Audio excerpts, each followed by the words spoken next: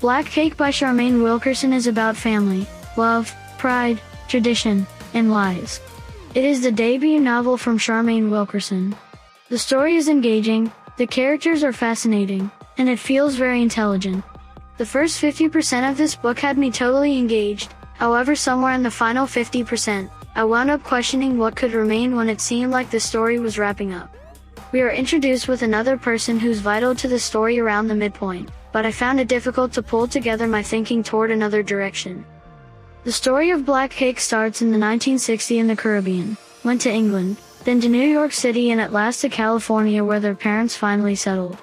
When Eleanor Bennett passed away, her two kids, Byron and Benny, were left with a Caribbean dark cake and an audio message. Over the course of those times, their mom's black cake is something that holds that bond back from dissolving totally for Benny. At the point when they are reached by their mom's friend, the two of them need to make arrangements to visit her, together, to listen to the recording by their mom. Long enough that more than one visit is required to hear the story their mom hid from them for such a long time. As they pay attention to their mom's story, they understand how mysterious she truly was, and the sort of sacrifices she and their dad needed to make to build a life together. Since she's gone, they need to choose what to do with the information they've acquired, and when to eat their mom's last black cake. Black Cake by Charmaine Wilkerson truly was an incredible story.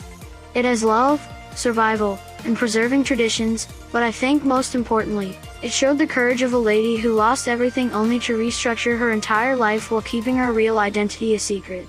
The one piece of Eleanor's past that she clutched, other than her first love, was the custom of making the black cake, and I love the wonderful way that was connected into the story.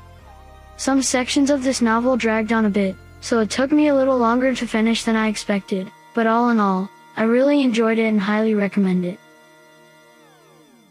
Thanks for listening this book review podcast. If you like this review, don't forget to follow, so that you do not miss any of our future podcast. Also show us your love by sharing it with your friends and family.